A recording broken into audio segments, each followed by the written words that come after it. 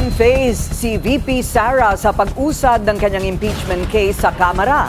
Pero kinwestiyon niya ang umano'y pagmamadali ng ilang kongresista. Ang detalye sa agenda report ni Ched Gatchalian.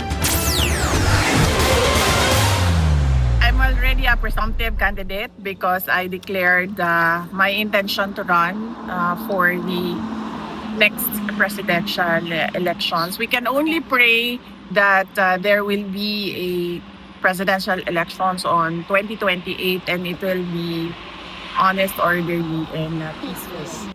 Yan ang sagot ni Vice President Sara Duterte nang tanungin ng mga taga-suporta sa The Hague sa Netherlands kung handa na ba siya sa 2028 elections.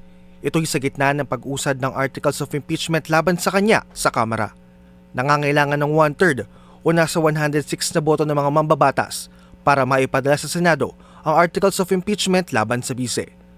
Una nang sinabi ni Bicol Saro Representative Tere Ridon na sigurado nang makakakuha sila ng sapat na boto at inaasahan na anyang mai-impeach Duterte sa darating na linggo. Kung ordinary individuals lang naman yan, like ordinary Filipinos, pabayaan na natin yan, no? Kasi yan naman yung opinion nila.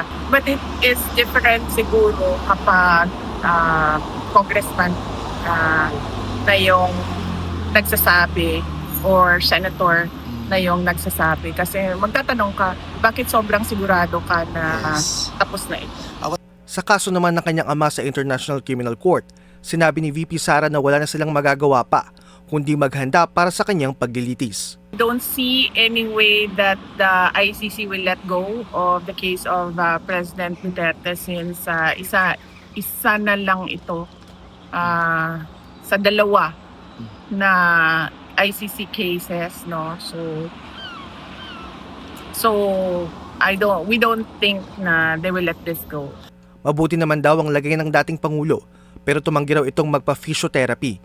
Susubukan pa rin daw ni VP Sara na kumbinsihin ng kanyang ama. Para sa agenda, Ched Gatchalian, Billionaire News Channel. Manatiling nakatutok sa Billionario News Channel. Sumubaybay sa aming social media accounts at mag-subscribe sa aming YouTube channel para sa mga bago at eksklusibong balita.